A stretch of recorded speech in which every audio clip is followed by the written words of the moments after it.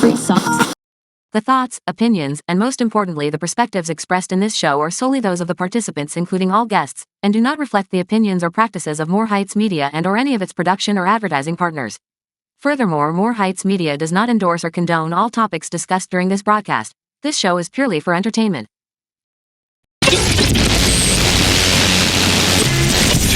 A bunch of his crew held him up at the spot. Like, same thing. You might as well be kidnapped. And they set up the spot. Like, all right, Vlad. Don't do that. I don't even get how that's applicable. Don't do that. Question that. Do you feel that way? That it's a black man tearing down another black man and you're like, no. Tell Dame Dash to shut the up. Yo, what happened to Busta though? This guy was jacked and now his gut is like two people in between. That creatine bullshit that these guys are on that them up, bro. Him and 50 too. I think that's what got him all upset. What part? Those hormones or whatever. That was wild. You've always identified with that sense of bravado in Nas? I stopped listening to Jay. You think Nas's bravado outshines Jay's bravado? When he steps in the room, Nas is more the alpha than Jay is? Ooh, that's a different kind of question. Because I used to watch Omni too. I used to watch Bollywood movies on Sundays. If I were to go and make fun of your guy and mock him, would that be okay? Just watch Omni at 11 o'clock for Jerry Springer. What are we talking about? Consistency under emotional pressure. It was that part for me. Consistency under emotional pressure as well. That's pretty big. Because everybody's dealing with factors in life that take a toll on their mental, their physical, all their abilities to perform. We don't reach that level of homeostasis anymore. Welcome to Speak Your Perspective. This song brings back memories. Back in Elm Bank days, where we had back in the days where dancing was actually cool. Yeah. What, so we had our boy dance group. Hear this guy. Nah, dancing was never that cool for me, bro. Not the dance group. All right, finish the story. So and the crew was me, Switches, Casper. This already what? Crazy, bro. Chad. What? Norris. Not Norris. It's wow. And Ryan Campbell. What's he go by? No. Oh, Spyro? Wow. Yo, I'm gonna clip this up and send it to the man. Bro, like, that's crazy. This guy just did demand them dirty. Woodbine Mall. You guys performed at Woodbine? We were scheduled to perform at Woodbine Mall. What happened? So that song wasn't exclusive back in the day, and you could only find that song on the DJ, DJ mixtapes. Yeah. So I don't know whose CD it was, but it had a scratch on it. Not the scratch. Oh. So every time we tried to play the song, it would. So you guys are already at the mall, ready to perform and everything. Oh man! And the song kept skipping, so we went to H&M? Yeah. No, not HMV. HMV. Yeah. Went there. They didn't have it. They had the album. Yeah. But that song wasn't on the album. It wasn't. Yeah. Yeah. So. And that was the end of your career. So you guys had. You guys have long white tees. The Elm Bang talent show. You guys had long white tees. What did you guys wear? Yeah, man. This long white tee era. Back in the day, long white tee. Air Forces. Uptowns. You still remember the moves? Yeah. That's crazy, bro. Spiral. Yeah. There was a 2-step to the left, 2-step to the right, one to the front, one to the back. One of those ones? And then every man had their solo. Yo, I'm clipping all of this up, bro. Keep going. Solo. Every man had their solos too, eh? Yeah, that could have been a life-changing show. Bruh. That's crazy, yo. Someone's in the audience like, oh, they got it. Let's sign them now. Could have been B2K before B2K. Could have been making the band. We're that close. Bro. That's a shame. Back to SUP, bro. Face could have been sitting here right now like, oh, yo, I used to know that guy. Minus Pre. She's at the Jagged Edge concert. So for anybody who hasn't caught up, because she's mentioned it a couple times around here. But hopefully she's enjoying Jagged Edge in the city for, I don't know what number time this might be, but they're in Rexdale though. Yeah, that's the biggest part. Yeah. Only going up this year. Speaking of Woodbine, that's where they're performing over by the casino right now. Yeah. Yeah, imagine that. Can you imagine, Rexdale's bro? on the come up, bro. Actually, we're up right now. Yeah. But we're still behind the East End, though. Yeah. Bro. I hate that part, yo. Some of them there. But I guess you got us instead. I guess we'll start over here, yo. Face mob. He's here repping the First Kings, huh? That part. Yeah, big up First King clothing. Big up First yo. King. First King, holla at me, bro. Holiday season. Go get yourself some First King clothing. Visit the website. Proper shit. Meanwhile, I don't know that. I'm repping the Puma today, I guess. What is it? What the Find me on Instagram at What's Up Bun. Pre ain't here, but I'll still hit her sound effect. Nat's behind the scenes. He does all that mixed magic audio and video. But this my YouTube. This video by YouTube. Pre ain't here, but keep him booked. I don't even know if I have it anymore. Yeah, good. This guy, bro. Keep him busy. Run it again one more time, man. Keep him busy. That part. And then last but not least, who's I gotta get the slipping on the button over there. Now let's get it all in perspective. SB the student. Find him on Instagram at SB the student. Yeah. I don't know, where'd you guys like to start? Because I dumped a bunch of stuff in the group. I saw that part, but like, damn, bro. Because I don't got much with my week. Same old shit, different day. Yeah, me too. I don't got much either. I mean, Minus UFC. my voice is back. I still feel like it sounds different. My voice was shot. That's why you weren't here last week. That's why I wasn't here last week. Yeah. Was shot to shit. You don't want to use the Speechify app? You know me, bro. So how'd you recover some tea, ginger? Oh, ginger all day, bro. Lime. Ginger multiple times a day. That's Some Mount Gay or some... should have been, but I was like, White. I'm falling back. I said I was gonna fall back because I knew the holidays are on deck and I'm gonna be. Does that even count, though? If you have a cold, are you drinking them Mount Gay? Because you know the whites is going to clear that up. Yeah, but I don't like the whites, bro.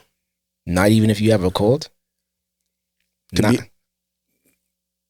mean, if I have a cold, yeah, but it has to be like really bad for me to draw for the whites. Like I have to be like down bad to draw for the whites. It wasn't like that. It was just, I don't even know what it was, but voice was gone. Voice was shot to shit.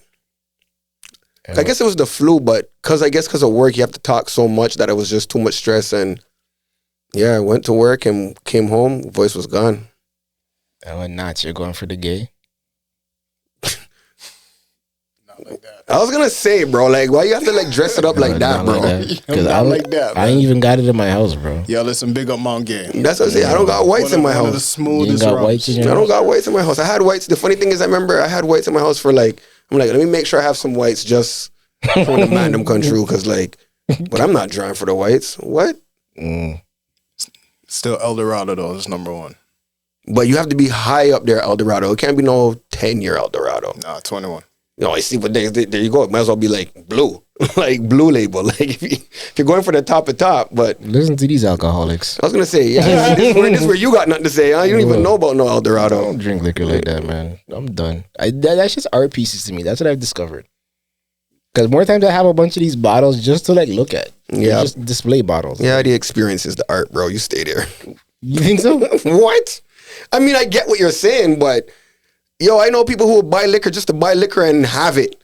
Like just to have it, to say I have it. Like I'm drinking that You shit. saw that brown like a bottle. collectible. Exactly. You saw that brown cover of Hennessy that I have? I saw it. That to me is like an art piece. I would never like- open that. Never. Nah, that was an exclusive I got in London, bro. I know what you mean, but like, at what point? Like, did you just buy it just to say you bought it? I think so. To be I know honest. the ones, but I'm more on that side, to be honest with you. I know what you're saying. I'll Like- buy the high end scotch and like it just sits there. and not taste it. No, I'll and taste not it experience- occasionally, but it's not like I'm But you're not killing the beating bottle. it. No, but that's what I'm saying. Nah. But like never. That's what I'm saying. Never. Like never. It's Like got to be like a special a occasion. special occasion. That's all I'm saying. That's all I'm saying. I'm not saying it's a Tuesday. Oh, I got a cough. Oh, let me draw for the fucking high end shit. But I'm saying like, yo, you retire. Your child's born. Your grandchild's born. Like It doesn't even have to be that special though. Like it could be just like a random. yeah, I'm Like not drawing it's for been a while. Let me drink something good. I wonder if that's part of the play sometimes when you're trying to sell somebody on something.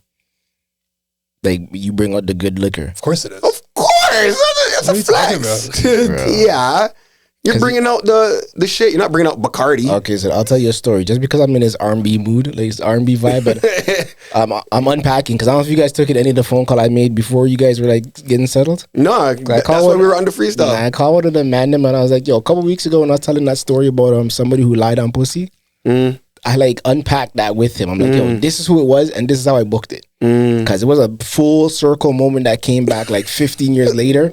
And that's how I booked the man. And I'm like, yo, to this day when I see this guy on the road, I'll never hail you up, bro, because you're whack to me. Like, you're lame. Yeah. Yeah, we're in our 40s now. You're still a lame to me. So anyways, I was telling him that. So now with this story, when I went to go meet the guy for our reception, the place we're supposed to have our wedding at, our reception. Yeah. And you know how much that shit costs because I talked about it before. Yeah. Man went to this cabinet and pulled out some pure white. And this is like some 50-some-odd-year-old Italian guy. I'm like, well, you know about pure white, bro. Yeah. Man pulled the pure white out of the cupboard. Said one of his brethren brought this back from Jamaica type shit. And I was like, what? Man sold me on the pure white, you know. Sitting in the office chopping it up because I'm like, yo, where'd you even get this from? Yeah, like, so like, all buddy toasting me, ha, key. Yeah, sign over your 18 bands, bro. You're not getting this shit back, my nigga. Well done. Bro, that guy played me like no tomorrow. How you mean? You got big sold man, out bro. that shit. The man, because I'm like, I was really taken aback. Like, what's this guy doing with the Hennessy? Like, what? Where'd you get that from? Anyways, what? So what? Nobody else has nothing from their week? How their weeks went? Nothing? Nah? It's a slow week, yo. So they want to take a break and come back with some topics, I guess? We're taking a break already? I was going to say, might as well get to the book club. I mean, just because we have to insert commercials. But, all right, so then what? I haven't even read a book. It's like that? Yeah, it's like that. This week's been busy, but James Clear's got a new book out. So obviously Atomic Habits. I'm a big fan of that. He's putting out, it just came out. It's been less than a week. It's a workbook to go with the book. Okay. So I already ordered it. I just haven't received it yet. But he's got exercises to walk you through the habits and building them and what to do for the cues, the cravings, the responses, the rewards. After, sorry to interrupt, but just curious. After all your, because obviously you mentioned before, you're a big fan of Atomic Habits and all that, and just habits in general.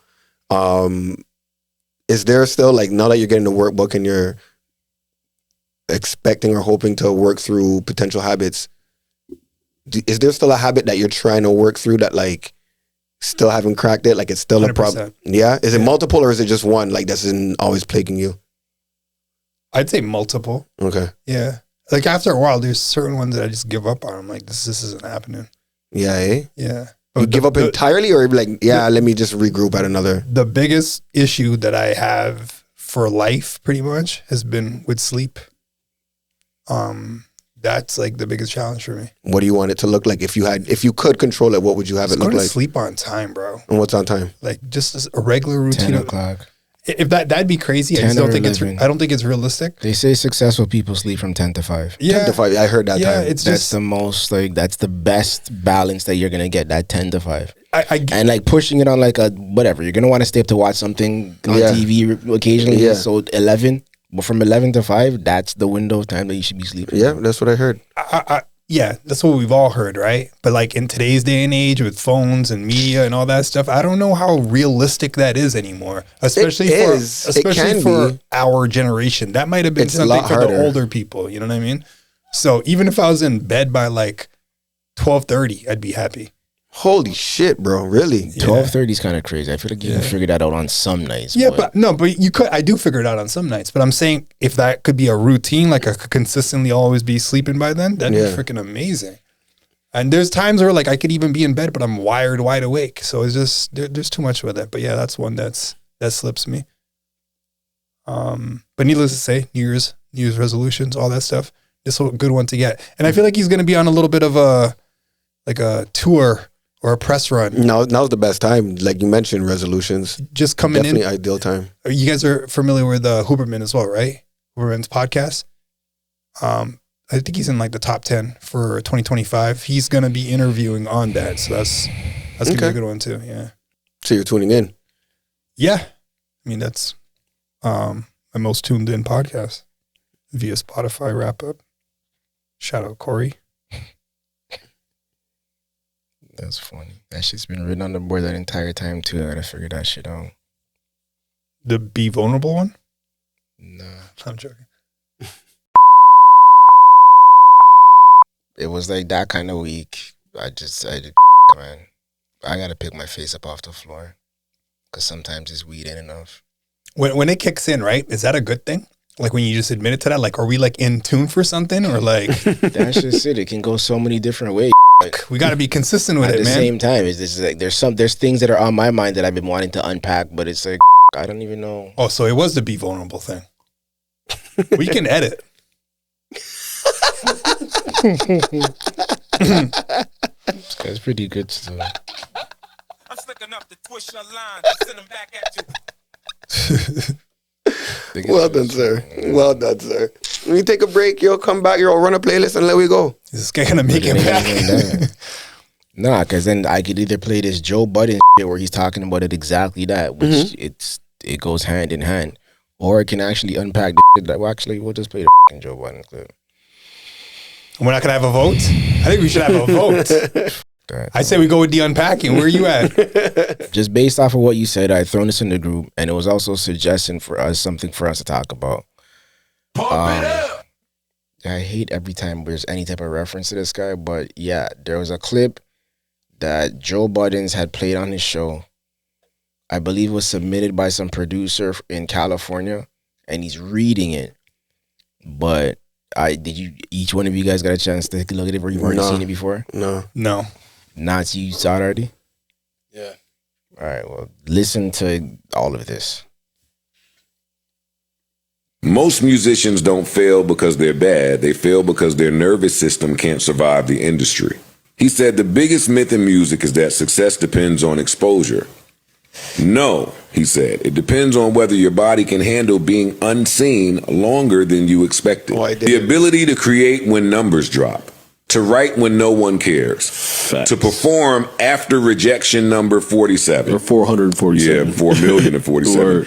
He said 90% of rising artists crumble not from hate, but from the invisible weight of being ignored. Yeah, you left Earth right there.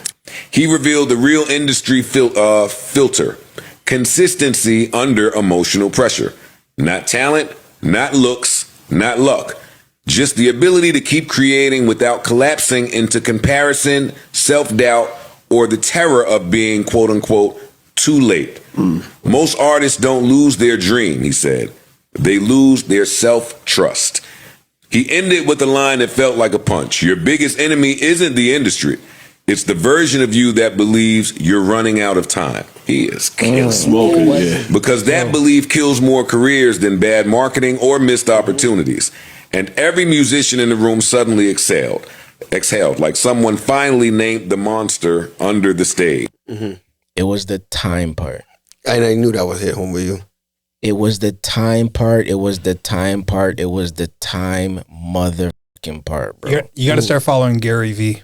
He talks about that on a regular basis. What part exactly? The time part. Running out of time? Not the running out of time, but the idea of, oh, you're 30-something, you think you're over the hill. Oh, you're 40-something, you think you're over the hill. You're 50. He's like, I'm turning 52 or whatever he was. I think he was turning 50 at the time. He's emphasizing how we're looking at the old way to look at your age and its like relationship to where you should be at in life. How that's no longer applicable. And we're in a completely different, like, I don't know, time frame, obviously, but I mean, time period in the sense of digital age, the new 40s, the new 20, like that whole concept. We're not applying it. True. We're not but everybody on social media, think about it. Your favorite rapper, all of them have some sort of podcast right now.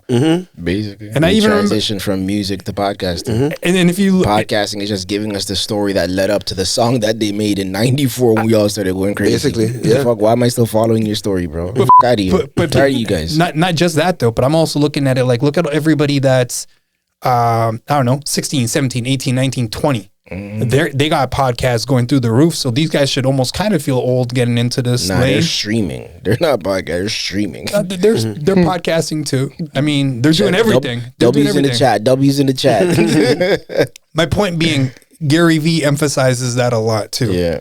And that plays a big role. I could see why he would say that it plays a big role in them talking themselves out of something, or self-doubt, as in the too late component. Was there another part that stood out to you then?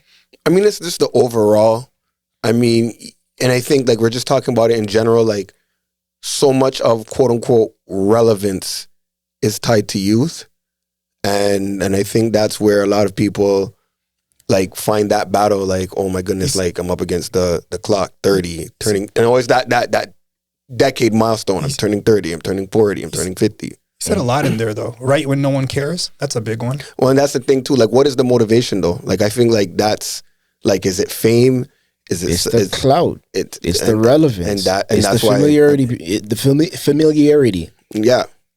The recognition that a lot of people are chasing just based off of what? Do you actually care about this? Do you actually have a passion for this? Do you actually want this? And that's where you see the art crumble, because the motive isn't pure. I don't remember who was saying this, but they were talking about Eminem and how he's constantly still got a pen and pad with him, and he's just writing, even if you don't do nothing with it. It's still just there. It's a muscle it's a muscle that he has that he can't let go of. Quote unquote, it's a workout of the muscle that he's constantly doing. Sharpening the sword. Yeah, keeping it sharp. Yeah. Right. And then Jerry Seinfeld's another example of that. He still has like a kind of like James Clear, the Atomic Habits thing.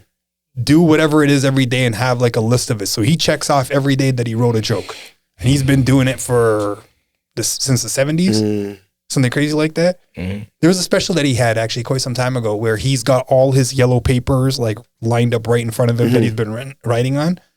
I think that's when these guys actually considered it an art and like a skill that they wanted to continue to work on versus chasing clout right now. So when he's saying consistency over self-doubt, I mean, that's a big quote too. But this is applicable to anything and everything, no? Basically. Well, yeah. Yeah, because you can apply it to art. You can apply it to business. You can apply it to sports. Working out.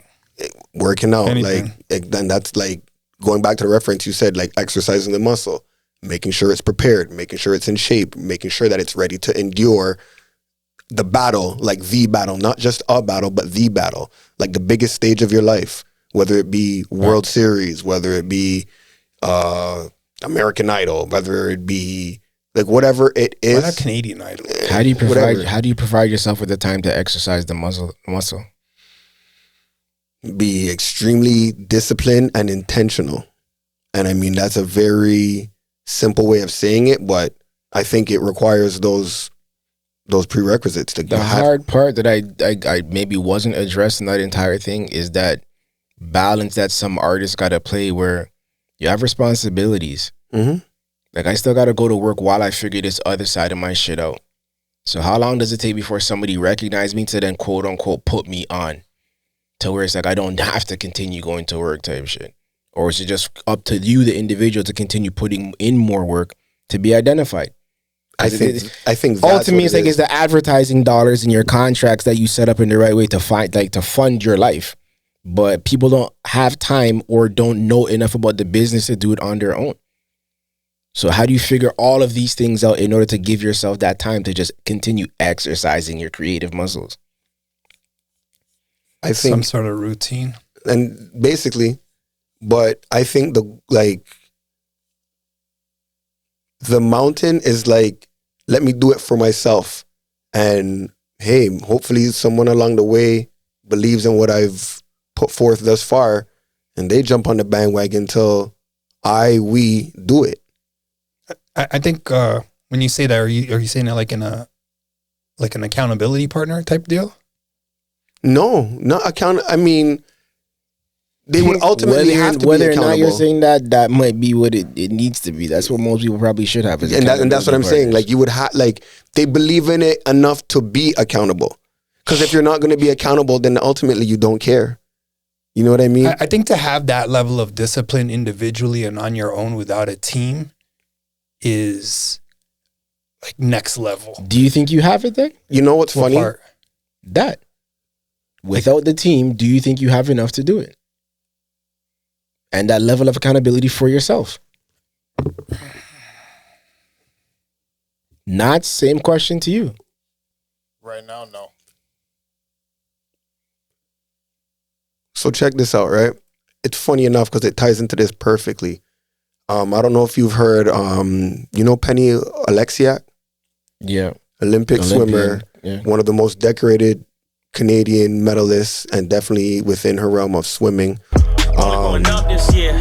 She recently got suspended, like 2 years, I believe.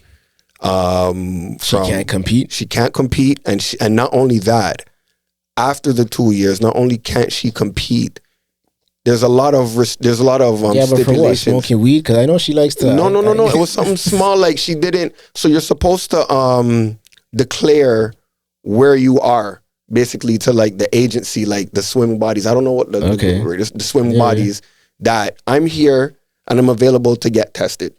Okay. Right, and it's supposed to be like it's regulated, like it's understood. Yeah. And you get like basically 3 blighs to say, all right, between this time period and this period, I will be here and I will be available for a doping test. Mm-hmm. And at any point in time, they could pop up. Like sometimes they don't. But she never reported. So basically, she never reported 3 times. 3 strikes, you're out. You get suspended, and it comes with all these penalties. Like, so it's not just a suspension. At first, I thought it was just a suspension.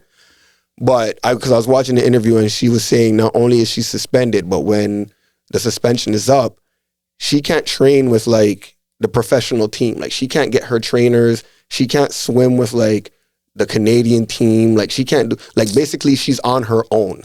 Basically, like she has to be like dolo. And that goes back to my point, because they're questioning her like, yo, this like the interviewer was asking like, yo, this is, for most people, this is career ending. Basically. And it's like, do you have the juice? Like, do you have it within you? Exactly. She says she does.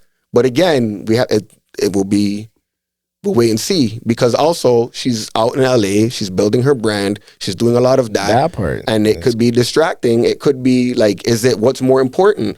Is it the fame? Is it building your brand? Or is it continuing to be a decorated swimmer? Are you looking to pursue your professional sport and push yourself physically, mentally, emotionally beyond what you've been on an Olympic level? But now this hurdle on top of that, where you don't get the professional support, you don't get the camaraderie, you got the allegation against you on top of being one of the most decorated swimmers. So it's like all eyes on you, but for like more, the bigger purpose. And do you have it? You know where my mind just went when you were saying all that?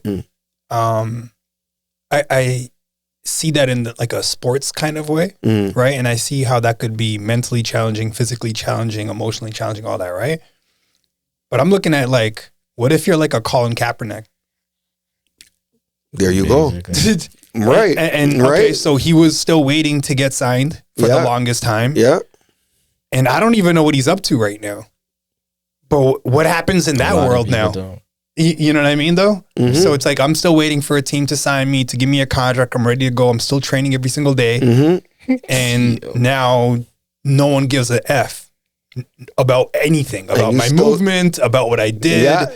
And I don't mean anybody. Like, I'm sure people, you get what I'm saying, though? But like on a larger scale. You're up against it. So now what do you do? Exactly.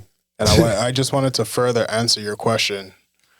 The reason why I say no for myself is because there's so many competing interests, and it's trying to find the balance. That's right. So it's, there's the 9 to 5, there's the family, there's the business, and then there's just personal ambitious things that I want to accomplish as well, and they all clash at once. Yeah. And then it's, for me personally, it's just like, all right, when I steer towards a direction, that's when the human element kicks in, where because you're doing so much, now it's just like, okay, where's the energy to even do it?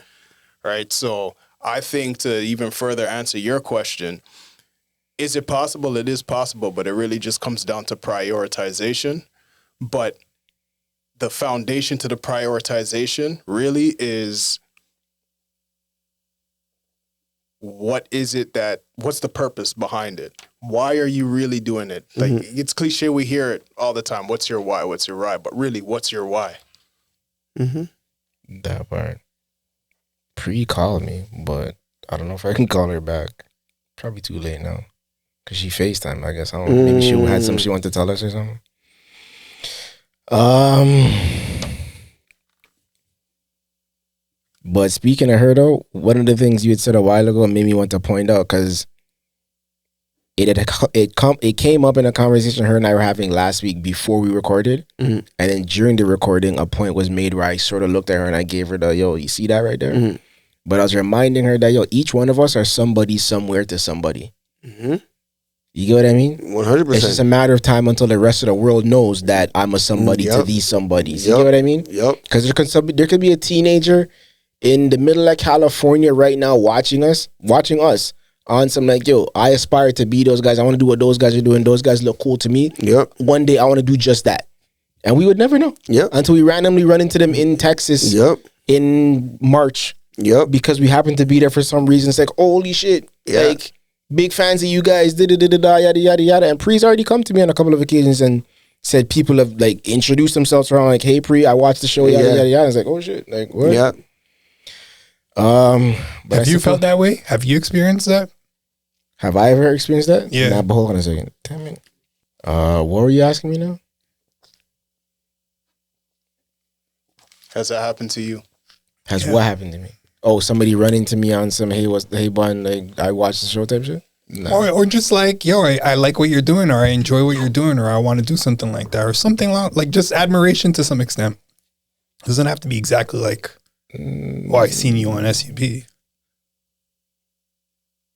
I guess a little bit. Yeah, 1-2 people that told me they respect what I'm doing. Like in terms of like following your interests and actually caring that much to keep pushing. Yo, do you respect what you're doing? Nah. Yeah, right. That's What? not what I was Because expecting.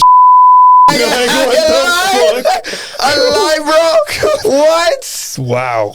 Bro, don't This guy's not flying. He's drowning right now. Stop the cap, bro. I'm not even. That's crazy. No one's buying that shit, Yo, bro. cut So the break. there's not enough sound effects, bro. Wow. Like, You guys are what? fucked. Nah, because I'm going back to what we were talking about like 5 minutes ago, whereas, yo, I'll do this for free though. But that's how much pride I still put on it. But that's your respect on it. Yeah, but it's like, when he says it, I'm thinking like, that from an admiration standpoint, am I sitting here admiring the work that I've already done thus far? No, I'm not, to be honest. Well, that's how I took it in that moment. See, I didn't take it like that.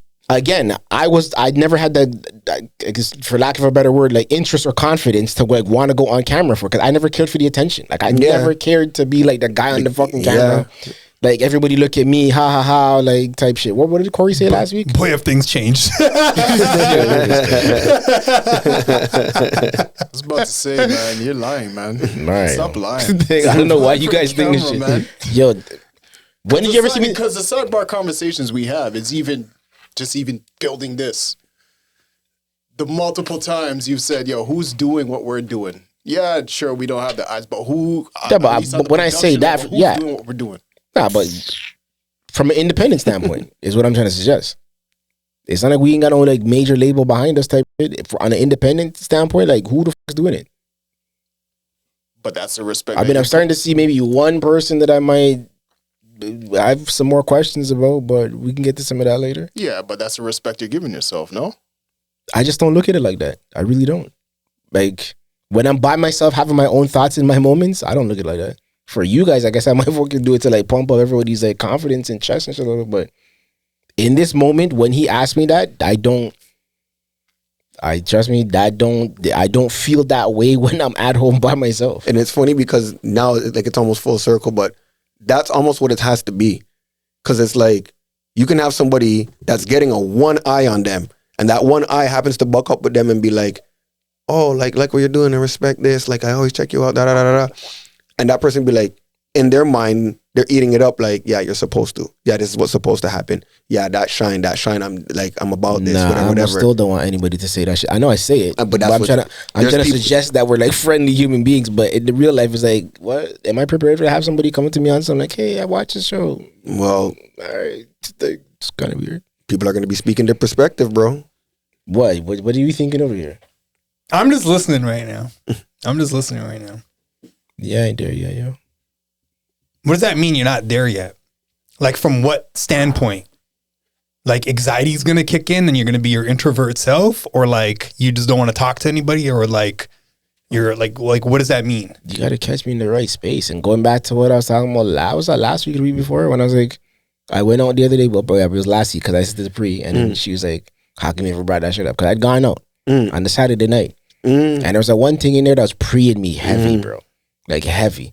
It like blatant, like yeah. And it's been a long time since you had like that had that kind of attention, and it's like I didn't even care to say anything. I wasn't in the mood for it. She was a nice young lady, but I just wasn't there. Shout her out. Maybe she's watching, bro. Big herself up, bro. I wonder. Maybe. You know what? Knots will clip this up and like throw it onto the put it into the World Wide Web. I was gonna say, bro. See if she can find me, yo. I happen to have this hat on the same night too, you know. Hey, that part.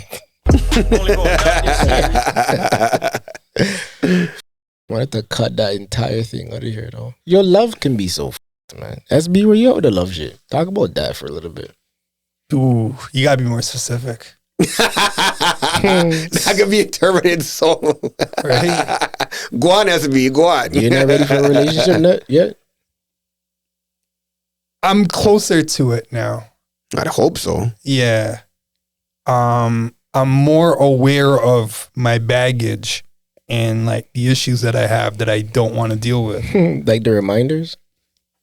What do you mean the reminders? Because I covered it up last week, you know. Because when we were talking about the good things, the good thing. It's good as fuck, dude. Because I want the good things our ex would say about us and the things that we need to work on. You were talking about the whole like using of your time and having to be reminded of certain things because you're not paying enough attention. Yeah. But 2 episodes prior to that, when you were talking about a situation with you and your former partner, about a concert event or something like that. And you were like, nah, you're good with that stuff because you put it in your calendar, yada, yada, yada. Yeah, I don't know what, but you said the most recent ex. That could have been applicable to someone else. What, the forgetting part? Correct. Right. And the putting it in my calendar part. You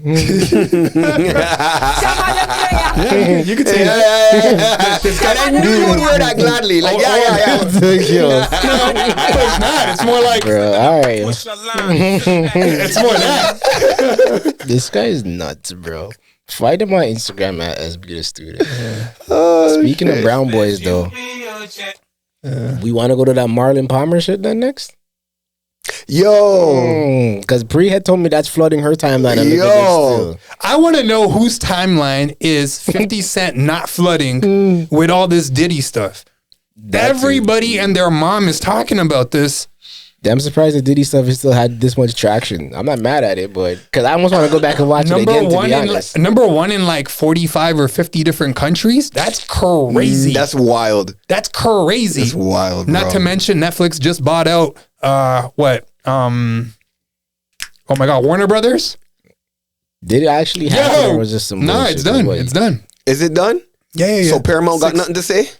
No, they didn't go with that deal. No, eh? Yeah. This happened like 6 years ago.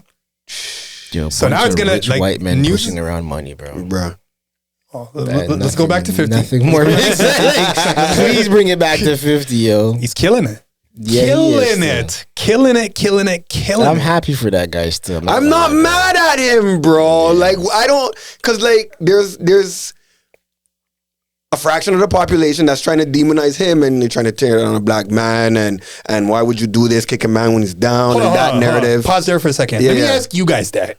What? Do you feel that way, that it's a black man tearing down another black man and you like no. Tell Dave Dash to shut the fuck up. But yeah, but the other one for me too is Ja Rule. You saw Ja Rule kicking up rocks still trying to like Ja Rule, you should be so happy right now. You should be so happy right now. Nah, but you saw the shots that he was throwing on there? I don't listen to that guy. He's about to come out with his own document. I was gonna say, but what if saying what? Hey, let's say he has receipts.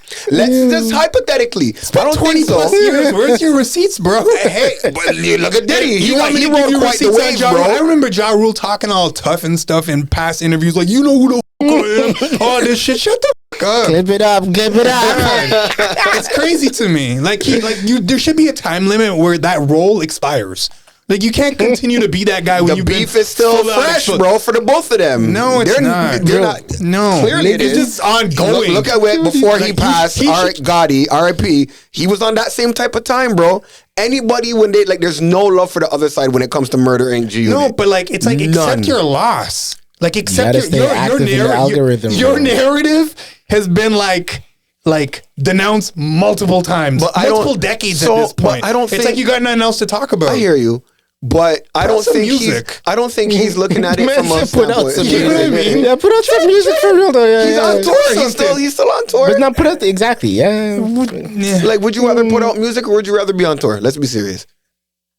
Both. We can't have a world with both. You can, but he's still tour. Yeah. Yes. He probably does really well on tour. He does. With 50 buying out all his seats. There's a picture of him and I on Instagram right now. So let me not diss the man too much. He ain't caught up in that, eh? Yeah. But okay, you said take it out. Who's to say this is about him trying to like quote unquote win? I think it's just more. We already know he can't win. Is he like that? That's long gone. But like at the same time, do you expect him to still have any reverence for the man? Like he's gonna get like at this point, it's clear. Like I was just trying to respond to you asking me, did you hear what he said? Like that was my response. Who? You're like, did you hear what Ja Rule's doing right now, or what he said? He's kicking up some stones or something. So to me, like, I do not. That wasn't me. Whatever. But I'm saying I don't listen to anything he has to say because that's all he's saying. He's not even in my algorithm. Exactly. Yeah, he popped up because of 50 still. It's funny, like that's the only time he comes up. Yeah, but is it worth the promo at that point just to keep your name relevant? I don't know. Just keep your name relevant. Hey man. Because once your name is attached like that to the bully, your name's still gonna ring somewhere. Like people are gonna know you as. That's whatever. all they know him as now. Like it's almost like he's reverting. Like he's not known for his music anymore. He's just known for the guy that lost his career to 50.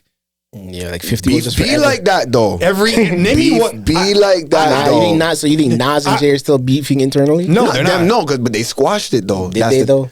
You don't think like internally Jay might be having some like? Nah. I'm still. I think Jay might be a little salty. I think Jay might be salty now because Nas is laughing right now, bro. Light Years coming out tomorrow. Dog. That's right. Oh, give me some now volume on that. Let's get it all in perspective. Yo. Yeah. This might be the most excited I've been for an album in like a very long time. And that it's funny because when we were talking about having going back to the habits and everything, like digression, Frick, man, I'm all over the place. But like Nas was we all are right now. Nas was the first person that came to my mind. Yeah. In terms of having the love for the art, having that clout. But there's a time that he lost the love for it too, though. But he's still doing it though. He's loving his alcohol, like you Elkies. Yeah. But look, and he's still. No, he's not making the money that he's made off of music. You know what I mean? Like he's got other ventures. He's all, but that's what I'm saying. He's still doing it. He's loving it. He's got so many more other lucrative ventures for sure outside of music. Yeah, and he's still touring. Yeah. He's still putting out new music. Yeah, and it's still quality. That's love. And it's not set. And that's my point. Yeah, right. Like that for me. That's the difference between clout chasing and love of art, love of what you do, the passion. The passion is what keeps you going. Whether you have 1 billion people eyes on you, or just like you got your core 1,000. It's like I don't care if I don't care if I'm insignificant. I don't care if the lights are on me. I love what I do, and I'm putting it out. And whoever feels it, feels it. Whoever doesn't, it's all good. At least I have the love that I'm still quote unquote sharpening my sword, exercising that muscle, making sure that I'm still keeping within the realm of the art. He's the trend. Look how many guys have started to put out albums. Bruh, exactly. All these legends. Not to mention what Mass Appeal released Answer at this point. Bruh. It's a beautiful thing. It really is. It's got a feature from AZ on there, and that's it. AZ. That's it. That's it. I know. And I like that was like, yo, when I saw that, I was just like, yes. My Story, Your Story. That's going to be an epic song, right? Come on, man. New York State of Mind Part 3. That's going to be sick. Right? Third Childhood. Bro. Yeah, that's going to be sick. Maybe not. Well, you've always identified with that sense of bravado in Nas? Always. What? I cut off Jay. I stopped listening to Jay. As sad as that might sound. Same thing you Nas too? So you don't think so? You think Nas's bravado outshines Jay's bravado?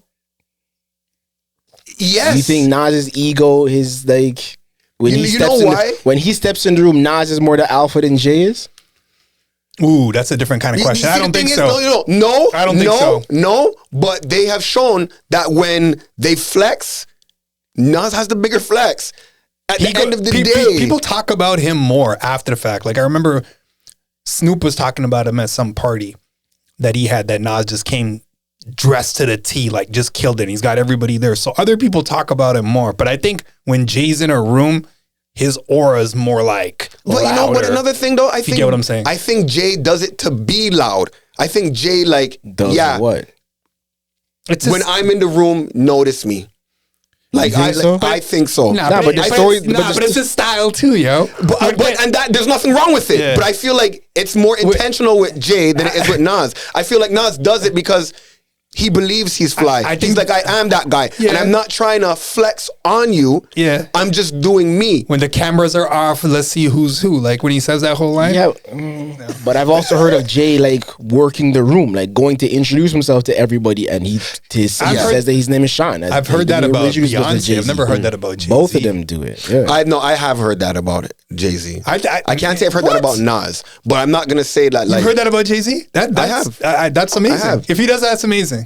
But like, I feel like that was like a young Jay-Z, and like that's how he just groomed himself to be like that businessman, like that. Like that's the business that's attached to it. Yes, yeah. That's networking. That's the networking part. I'm not knocking it. I think that's amazing. I've never heard that version. Yeah, I see the version of where like he's in France and someone comes up to him, some random person. He's like, "Who are you?" And he's like, "Who are you?" Like just continues walking. I don't think I've ever seen that video. That sounds like Jay to me. I don't think I've ever seen that. Or when he's at Kevin Hart's special or whatever. And he's like, you made it because I'm here. Yeah. All right. But it's like you're still gonna be able to have those like punchlines. But that's like I believe it when he says it. Like, of course you do, because it is because he is. But part of Jay. But to be part of that could even be like, I don't like to go anywhere. So it's like if I came out for you, then it's like exactly like I don't like to go anywhere. But that's a double on. It's both. It's both. He's like, I'm saying that, but I'm saying that. Like, I guess, and you can listen to or take it however you want because it's both true. But exactly, you know what I mean? Yeah, all facts. But I still said it. So it's almost like another level. Yeah. So what? Back to 50. How he stomped all over Marlon Wayans too? Because the question I want to pose to you guys, because 50 does 50 just kill your cool at this point? To the point where it's like, yo, you're better off not even bothering.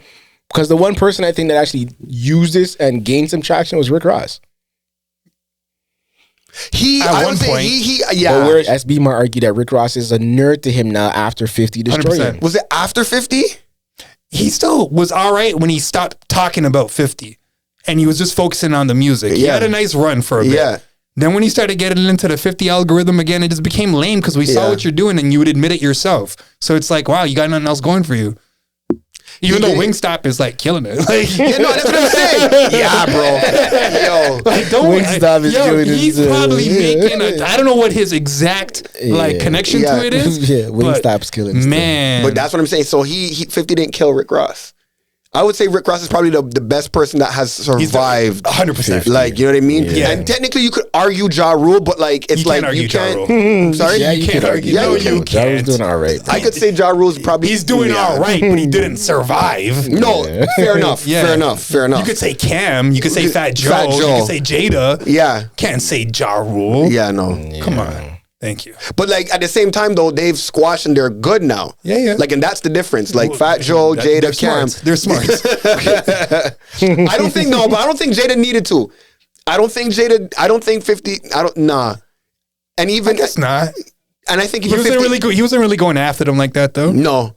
Yeah. It was just more. But you're speaking on it from a lyrical side still. But hey. Because if 50 could kill you and you still got lyrics, he would still kill you. He don't give a damn about your lyrics. I guess. But like Jada's just like, he's authentic enough that it's just like, talk your shit, but like, he's got backup. Like, and that's the thing, street cred, like everything. But but it's used properly. Yeah. And I don't think he was really trying to kill him though. No. He put a halt on them. Who are you talking about? All of them? Yeah. Like I don't think he was trying to kill the Locks.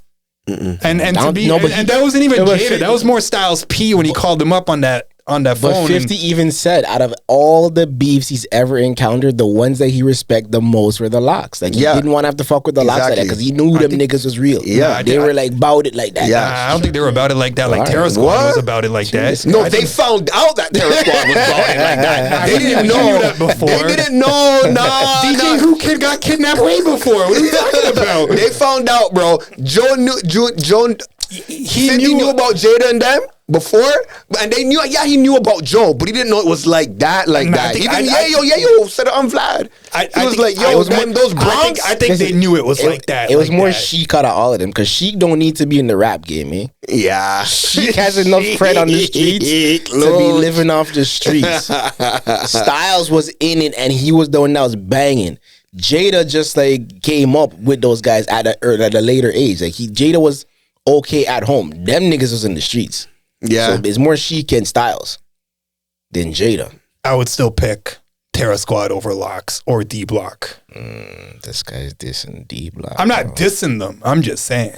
Like, if we're talking about street cred and you guys want to keep saying that Joe's capping on everything. We're on the outside, eh? Because you go to New York, those streets will tell you what's what. Exactly. It'd be like them coming here too. But we could just compare it to like Rough Riders. DMX never looked at the Locks like, oh yeah, he's like, those are my little pups. Like, he never looked at them like they're whatever you guys are trying to portray them as. Nah, because but who was saying that about Fat Joe? No, but DMX was just like crazy. Yeah, he was on it all the time. Yeah. And everybody's validated every single last one of these stories. Yeah. Yeah. So whoever was coming up under him was gonna be a pup regardless of what they were doing. Yeah. But then you compare it to Fat Joe again. Like, yeah, but where the hell's the rest of his camp? Cuban Links and those guys fell off. Cuban Links don't count as a part of his camp. On, bro. What are you talking about?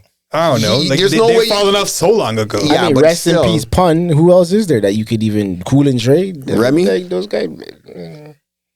I guess Remy. Big L and all of them were a part of his crew too. Cam and them were a part of his crew to some extent. Nah. Like, a lot of people validate the stuff that he was doing back then. No, Fat Joe was around them when they were doing their Children of the Corn shit. Yeah. They weren't around Joe. Cam's talked about Joe multiple times where he's like, the one person that I saw outside that was making money and was about it was Fat Joe. Yeah, but to me that holds a lot of weight coming from Cam. That's Joe coming around them though, as opposed to them going around Joe. No, because he was with Children of the Corn. What's the whole thing with Big L and them? Dude, this guy's out here talking about Biggie getting kidnapped. You see how he got killed in the comments though? Yo, get your facts, he bro. Like got kidnapped. Like, whatever. A bunch of his crew held him up at the spot. Like, same thing. You might as well be kidnapped. And they set up the spot. Like, it wasn't even a real show. All right, Vlad. Don't do that. I don't even get how that's applicable. Don't do that. Question that. What's the analogy there? Come on, bro. It's the slicked hair, bro. Well, right now they're not playing on the same side because he's looking a little Arab and Vlad ain't playing that side. Yeah, I'm trying to get a princess of like some Abu Dhabi princess. You know what I mean? It's Egyptian cotton still. Actually, I gotta get a bun for French on here. This guy played the game the best. Bruh. How you mean? Yo. How you mean? What? These guys are out there you rapping. Stay there, Jay. Yeah, rap away. Yeah, I like. Stay on the block. I mean, I know we're freewheeling a bit here, but another one I want to ask you guys about, any one of the ones I put in the group, I'd love for us to talk about, because Marlon Wayans and 50, we still haven't like I know we haven't fully addressed that. Hadouken! Yo, he just sprays everybody. But you know what? I love that about 50. Like there's definitely a pause. The thing I like about this though is that like he's getting at a comedian, because comedians got the stamina and the endurance for this shit. Like that battle. Like, I got a question. But Marlon bowed out early. Pause. You think so? Yeah. Nah, because that guy. He apologized. Yeah. Dog. He apologized quick, bro. He apologized way too quick. Nah. Bro. This guy with the bully. It's between Diddy, 50, and God. Nah. Oh, man bowed out from early, bro. Yeah, he left pretty quick. So. Yeah, because what? Scary Movie 6 is coming out? Like, I don't got time for that. Man got brain good, bro. Just got into religion real quick. Man. I like the guy Potts. Like I think he's an interesting. Yeah, I think he's an interesting character. I think he's talented. Just don't fuck with 50. Just you're okay. And the crazy part is he didn't even really say much. He didn't. But that's what makes it funnier because he's like, yo, was hilarious though. What makes it funny because he's like, yo, if you look at the way they clipped it up, they're the ones that painted in this way. It wasn't me. Yeah. It wasn't me. Don't let anyone bully you. Don't let him bully you. And 50 just went on to bully him. Oh man. Is there anybody that could hold their weight against 50? How about that? Comedically wise? Nah, just like the whole trolling game. Because you think 50 is going to squash everybody? I just want to, I'm asking a question. Trump. Oh, that's a valid answer. Look how high you had to go, though. Damn. You know what I mean? This is like you're playing Trump and this guy's already using the aces. Like I threw down like a 4. This guy's like, nah, bro. Wasting your 4, 5, 6s. Somalians out of here. Bro. That's some black on black violence right there. So we're talking about the Cinnabon lady then? Because that's where it started. You guys don't know about this, man? Where did you see the Somalian shit? Just the Trump comments? Something happened. Something happened with a Somalian. Can someone give another line other than "I'm the captain" now? Like I feel like that's overused. We need.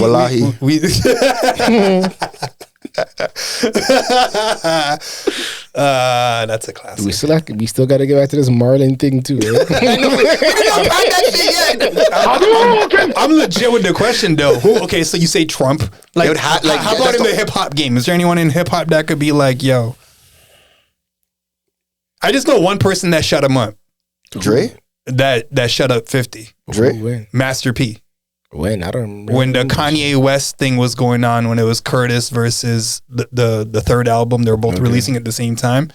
On 106 in Park. That's the only time I've seen him kind of not really engage in anything. Master P interject here? Like, what did he do? Or what did he say? There wasn't much of a back and forth. Like, 50 said something about, when was the last time Master P sold something outside of, what was it called? Ice Cream Man? Mm-hmm. Was that track? And then he came back and just said, I put you on your first tour, blah, blah, blah. And then they were on 106 in Park and 50 asks him, who do you think is going to sell more between me and him? And he's like, Kanye's going to sell more. And he just walks off. And like, that was squashed there and they're still good after the fact. Other than that, I've never seen anyone really quiet him down or like humble him or shut him up. Like, I felt like that was a peak level of respect that he had that he didn't even bother really testing. I feel like M or Dre. M or Dre. If we're talking hip hop community, I feel like M or Dre. No, but I mean like that could actually troll. Because I don't think M's a troll. I don't think Dre's a troll. Like, who could actually troll him or go back and forth with him? You don't think M's a troll? Not really. I don't think he has. I don't think he has. 50 would destroy M if they went. Yeah, I don't think he cares that much. But I think if he wanted to, he really. Yeah, I'd say M or Dre. Like anyone else, I feel like is open. So you're talking from what, like a rap battle perspective, like that M would go at him, or like I don't see how you see like just like what talks does he what talks does he have for Eminem or Dre? He'd find something. No. Okay, but anyway, so I'm saying it so to change the narrative or to give more context. Someone that already does something like this. What do you mean? Someone that already trolls people, like a professional troll, quote unquote. Sure. And it could be comedians if it's not hip hop. Then, like we saw what happened to the last guy, or is happening to the last guy. He had the best chance. Marlon, that's what he does, and that's why I said it was like I was not like a Cat Williams or something like that, or like a Dave Chappelle. I think he would like, squash Cat Williams. To be honest, I think he would squash Cat Williams. Cat Williams would be funny, but at the end of the day, I think 50 would squash. I feel like DJ Academics took a couple of shots at him too. About his baby moms when the whole Diddy stuff was first happening. But what does if 50 targeted Academic? Let's be serious. Yeah. He'd just kill him? You don't think he would have like the younger generation in the back? No. So who is there? There's nobody? So 50's like the fucking King Kong of this shit? Like there's nobody else? I mean, he's demonstrated that. I guess he has. Yeah, I mean, I don't know. Maybe Kanye? Nah.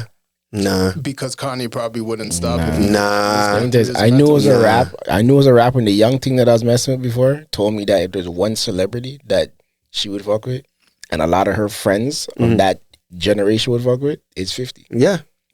belly and all. Like they Yeah. would still take 50. Yeah. Like they're not back in the day 50 right now. Yeah. And part of the reason is just that because he's such a boss, and it's like you can't talk to that guy because he'll just squash you. Yeah. No matter what it is, it's and he stayed connected. Basically, Yeah. He's still on the streets. He's still talking to everybody on the streets, as in like, you know, with whoever's up and coming. Yeah. He's well connected with the younger generation of hip hop. And he gets everybody jobs, yo. From movies to raps to songs. Like he's well connected. Like if you're good with 50, like you're eating. You're eating. Yeah. basically. Like Jeremiah. I saw my boy from Power. They're on the Breakfast Club a few weeks ago, or a month or some time ago, and he's like, "Yo." He immediately unfollowed Ja Rule the second he signed the contract to be on the show. Oh yeah, genius. Yeah. Like, yeah. He's like, I don't want nothing. No smoke. I would never want 50 to show up on my page one day and to see that I followed Ja. So I'm like, let me remove that from now because I don't want no type of thing. The fact that he advertised that is even smarter. Exactly. You know what? Let's give him a raise. Yeah, he's probably in like the next 5 movies and shit, bro. Yo. You're 50. We're trying to do something. Unit North. We got jokes. Link the man, yo. He's got a brown guy in his crew. So there you go, man. We doing the brown guy shit, or we're doing more of this Trump Somalia shit? Are we talking about Akash again? Who's the brown guy shit? The freaking beef that these guys have. You put in, didn't one of you guys put in the group? I just shared, I know I shared it to you. I didn't put it in the group. I didn't do it. Yeah. Because I wanted to talk about. Had mentioned it too. Oh, let's hear this. But not you up to speed too. And that's the thing. I wish he was here for it too. There's there's so much more context that's involved with this. I know, and that I know. What are you guys even talking about? This young brown boy from the city was running his mouth about Marlon Palmer, who's a comedian / podcaster / what would you call him? Social media personality type joints, comedy shit. Yeah. Some of it's funny, some of it's like. But what brown guy?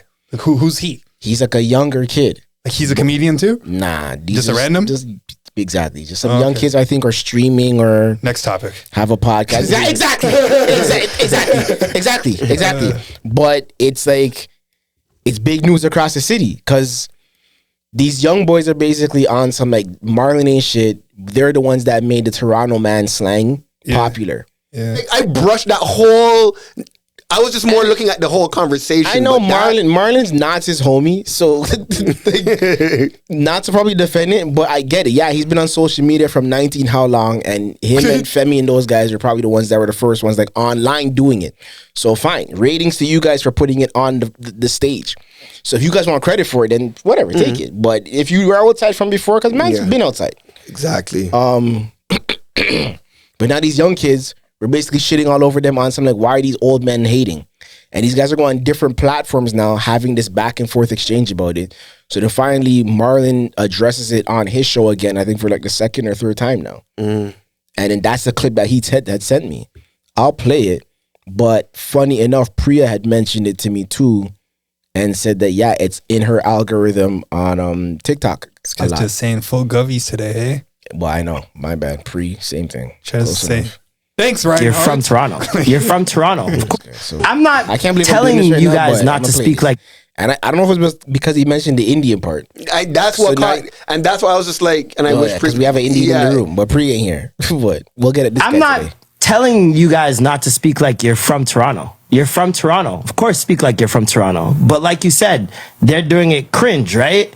So let's say, for example, Indian culture was the popular culture in Toronto. I just decided to cringily make fake skits, by the way, not even real street interviews, fake skits, to then make fun of Punjabi MC. Cringily is crazy. Make fun of Arjun Rampal. Let's get real deep. Let's go one of the GOATs. That one hit home for you? I used to watch Omni too. No. I used to watch Bollywood movies on Sundays.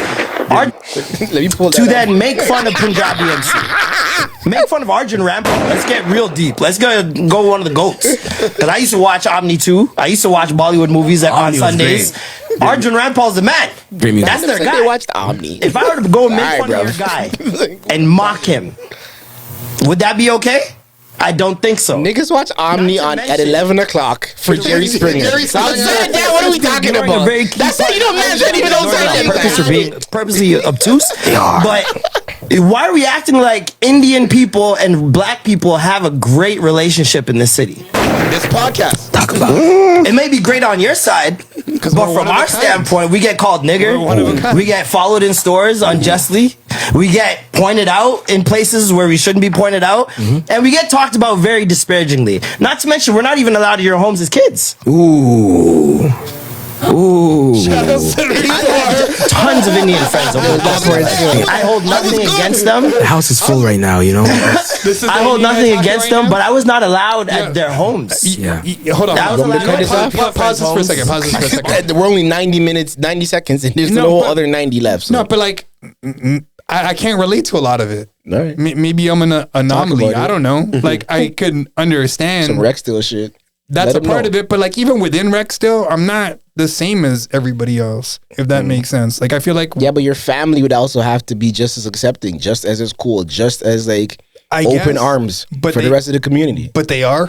Like I think a lot of Indian people in general are, but I just don't think every kid is growing up with having multiple friends and being super cool with them, because I think that requires a certain level of cool on your own, if that makes sense.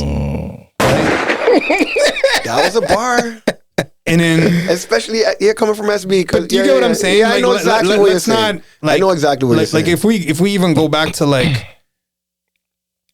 it's even before high school, really. Like I think it starts off in like junior school, middle school. Basically, everybody starts clicking up. Basically. So who are you clicking up with? In most cases, you're kind of clicking up with your own Enough man kind. couldn't cross the hallway. Basically. You get what I mean? Yeah. So it's go to the other side of the school in the other hallway and go chill with those guys and like are you just as cool to them, or are you only cool in your hallway? But like now, I don't know, man, because this is gonna sound like I'm gloating in a weird way. But it's like even if we talk about like gym class now, for shits and giggles, I'm the only brown guy playing with the black guys. If we're balling and all that stuff, like everyone else is on the other side, the other court. So I don't know. I guess I kind of get his point of view too. I have friends that weren't like integrated like that, that are Indian, that aren't talking to everybody else. They're kind of like, there's the Indian crew. And then there's the black crew, and there's the, the three white guys. Like, the guy that you don't like. What's his name again? I don't Marlon? like somebody. Is that who's talking? Is it that guy? What? Who don't I like? Hold on. So he's Canadian? I didn't know. Yeah. That guy's Canadian? No. I was gonna say, I played this just to make a joke off of that, but the guy who was talking in the original clip, his name is not Marlon. Okay. That's not the same person that we're talking about. Yeah, but I think that guy's Tamil. Yeah, I know. This is totally separate, bro. Trust me. Oh, okay. So my joke did that to joke went totally because I didn't get to hear it. It's when it's the Marlon joke. Let me jump in with something. Because you saw the Marlon thing, and I was like, yo, tag your favorite Marlon. Because he kept saying Marlon. Yeah. Isn't that his name? Marlon. Is that his name? No, name? not the original guy, the Tamil guys. His name was never Marlon. Well, yo, what's his name? Myron, now that you're awake. Myron, bro. Myron. That's now that you're awake. I didn't even catch that part. There's a lot of them that go over your guys' heads. Myron. But the Marlon thing went over you guys the entire time because I was deading inside my. I didn't see it at that point. I didn't even know it was a thing. Nah, did you catch on at that point? I didn't know his name. That was the whole point. Whatever. Tag your favorite Marlon. We should have tagged Myron. No? Whatever. He's on one right now. That guy's on one right now. Who is? That Myron guy. He's going at everybody. He's trying to get his social media numbers up. So is Ack over here beefing with Mano. You guys saw that one too? Yeah. He just went at Joe. Joe Budden. You want to talk about lames, bro? What the fuck? But that was cracking me up, though. I'm sorry. That was cracking me up. That's low hanging fruit. It is. It is. What are we talking about? I think it's funny that he still does that, though. Who? Mano? Academics. What, that he entertains it? Yeah. Oh, no. You're not above me. Let me just kick you lower. What? Let's clip that up and send it to fucking Mano. That's fine. I won't be in his hood. That's a saying you'll be in the Bronx. No, he's still about it though. He is. He definitely is. Yeah.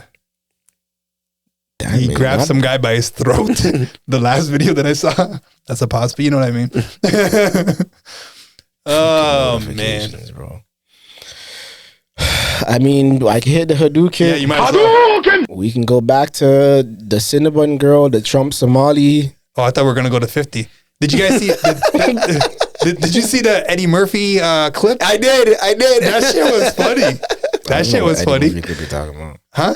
I don't know what Eddie Murphy. You know how he did he did the hand puppets with Bill Cosby and Richard Pryor. So now he did a recent one with 50 Cent and Diddy. Oh man, Diddy reposted it or 50 reposted it. Yeah, that shit was funny. Talk about it. I didn't see it. You guys can talk about it. Okay. Yeah, no, it's just funny. Yes, go watch it. Okay, moving on. The Busta Rhymes shit. That was hilarious to me. Cause I'm not gonna lie to you. Still, he looks like him. Thank you. I'm like, why isn't the rest of the world saying this? No. Thank you.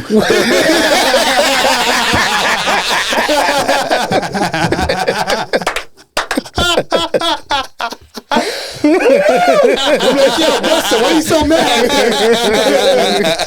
Man, until I saw that chain, I thought you were Tracy Morgan. Why isn't the rest of the world saying this? I'm confused. I don't know, man. Are they all afraid of Busta? Like, is everybody in America, everybody in New York and all these places afraid of Busta? Yo, what happened to Busta, though? This guy was jacked, and now, like, his gut is like two people in between, like him and that kid. That guy. I feel like I might cross paths with this guy, bro. I'm afraid. Busta? Yeah, make sure you got your Jamaican shit on, bro. I got my. Actually, you know what? Let me think. I got Dan Corgan. Real bad man. What do you mean? You're that creatine bullshit that these guys are on that fucked them up, bro. Maybe. There you go. Him and 50 too, bro. Yeah.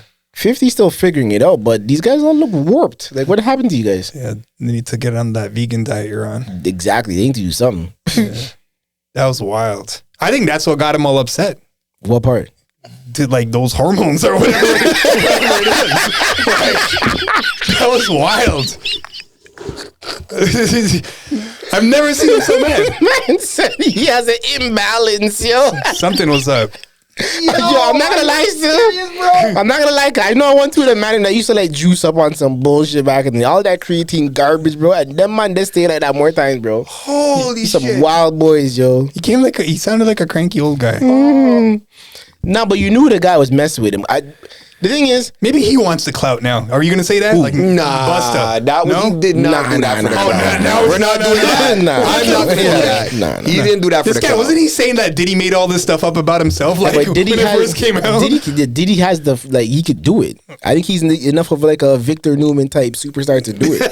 The massive Victor Newman. Yeah, of course. If there's one person who's been on television since before we were born, who's still on television, it's Victor Newman. Yeah, he's immortal. We've been following that guy's story since forever and a day, bro, from birth. And that to me is like, imagine you're Diddy and you can just create your own events to make it be like, yo, this is part of my story. I just remember the guy that goes to Busta, yo, stay black, and he got so mad. But that was the other one that I ended up seeing because of that. Because of this Tracy Morgan bullshit. There's another where somebody else confronted. It's like the same thing, isn't it? The same video. It was Art Basel. No, it was Art Basel that happened in Miami, right? So everybody's down in Miami for Art Basel, whatever. And you know, everybody has their cameras out these days, so people are constantly running up on each other. Hey, what's up? Yada. True. But so then the Busta Tracy Morgan shit happened, but somebody else ran into. Somebody else ran into Busta too, and it turned into a thing. And the man's like, y'all gotta find it now, man. Yeah, this is the clip that's going viral. You think you can find it? Yeah, I could probably find it. Actually, man, I don't know. I thought it was the same clip. Man. No? I swear it was some guy. It looked like he was in the same background. And then because they're at our bro. I think he caught Busta on the back end of this Tracy Morgan shit and didn't know that it happened. So Busta was giving this guy the bullshit now, and he entertained it with Busta. And like apparently his tagline is one of those, yo, stay black. And Busta's like, yo, don't play with me. Like, Busta was not playing. Did you catch the clip of the other guy, the funny sales guy that was there too? No. Do you know who I'm talking about though? No. The guy that goes and knocks on doors. He's got some sort of cleaner that he sells you, but he's got like a lot of swag with the lines that he uses. Like he's super quick with it. No? I wish I knew his name, man. He was just standing on the sideline and they pointed him out. He's like, all right, I'm not going in. I don't think it's a good time for me to make my pitch. There's a picture of Busta and Tracy Morgan side by side. I don't understand how everybody never just said that from the rip, bro. Oh, man. What part? That they look alike. Exactly. So how could you get mad at the young boy? I don't know. Really thought it was Tracy Morgan. I'm just happy you said it. Bro. I said it or you said it? I think I did say it, but I'm happy you agreed with it. This guy started thanking me. Yeah, I don't want to go through the videos. Sorry. Whatever. Yeah, I'm over it. You guys saw Desmond Bain throw the ball at OG Anunoby? Yeah, bro. And did you see people's reaction? People are like, yo, bro, that's all you got, dog? Like, no, but the part that I couldn't understand was, like, why did you do that in the first place? But it was the wind up part for me. Yeah. Because it's not like he just did it. He did that with intent. Yeah. I couldn't make sense of it, but whatever. I guess we could take an actual break, yo. Yeah, we probably should come back with. He whipped it at him. He whipped it at him, bro. Wow. Yeah. And OG just kind of give him like a little like the whipping is the pause. Yeah. But anyways, we'll be back after the break, yo. Yeah, it is.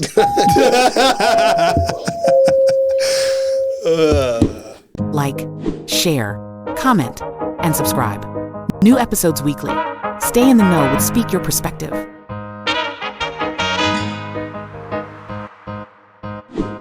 Most musicians don't fail because they're bad. They fail because their nervous system can't survive the industry. He said the biggest myth in music is that success depends on exposure. And the thing is, this doesn't only apply to musicians to me. This applies to all creatives, including podcasters at this point. But I want to know who wrote it. I don't know who wrote it. I was just about to ask you that. Who's he quoting? Somebody in LA, I believe, is what he starts off by saying. There's someone in the industry. I thought he said the name. Oh. No, he said. It depends on whether your body can handle being unseen longer than you expected. The ability to create when numbers drop. To write when no one cares. Facts. To perform after rejection number 47. Or 447. Yeah, 4,047,000. He said 90% of rising artists crumble not from hate, but from the invisible weight of being ignored. Yeah, you left Earth right there. He revealed the real industry filter. Consistency under emotional pressure. Not talent, not looks, not luck. Just the ability to keep creating without collapsing into comparison, self-doubt, or the terror of being, quote unquote, too late. Most artists don't lose their dream, he said. They lose their self-trust. He ended with a line that felt like a punch. Your biggest enemy isn't the industry. It's the version of you that believes you're running out of time. He is killing. Smoking, yeah. Because that belief kills more careers than bad marketing or missed opportunities. And every musician in the room suddenly exhaled, like someone finally named the monster under the stage. A record producer in LA said. A record producer in LA. Okay. Yeah, I don't know, bro. That's the other thing. It doesn't have to be someone super famous or super popular. Like, it still hits, but I guess we're just so used to having to hear that from someone. Sometimes it's the messenger that makes it even more. Because, yeah, that message would have lived somewhere, but it wasn't until Joe brought it to everybody's attention. It's like, oh, shit. Is there anything that resonates with you more now that you've heard it again a second time? I never heard it all the way, but no, not really. I mean, for me, I was too busy taking in other stuff that was still like digesting some other stuff that he said. But when I just heard that the second time, it was you lose when you lose self-trust. The self-trust thing, like you lose the belief within yourself, everything's gonna crumble. Dealing with a rejection number 47. Yeah, because if you don't trust yourself, then you ain't willing to take rejection 48. Oh wait, hold on. To perform after rejection number 47. Yeah, the performance part that's pretty big too. He revealed the real industry filter. Consistency under emotional pressure. It was that part for me. It was the consistency under emotional pressure as well. That's pretty big. Because everybody's dealing with factors in life that take a toll on their mental, their physical, all their abilities to perform. We don't reach that level of homeostasis anymore. But how do we figure these things out? Just continue doing it as best you can? Meditate. That's your answer? I'm actually serious, but yeah. I know a few people that take meditation seriously. You have to.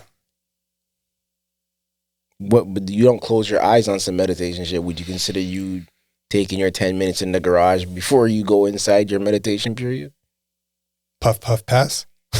That is my meditation. No that is my meditation. Because, like, I will drown out everything and I will focus on what is it that's plaguing me? How do I accomplish the next mission? How do I just exhale from the burden of life and whatever? Do you find those answers in those moments, though? Or do you just reflect on them and make like a list of them? Because are you actually doing something about the list? Sometimes when I'm really plagued with something, or if I really want to accomplish something, then it goes pen to paper. I for the most part, I don't get it in those moments at that point in time, but it helps plant the seed that after it's nurtured and taken care of, it blooms into the answer. You know what I mean? Mm-hmm. Unless you got anything else, I could play the second half of the whole Marlon and the Indian attack on the Indians. You want to go back to that? Yeah, why not?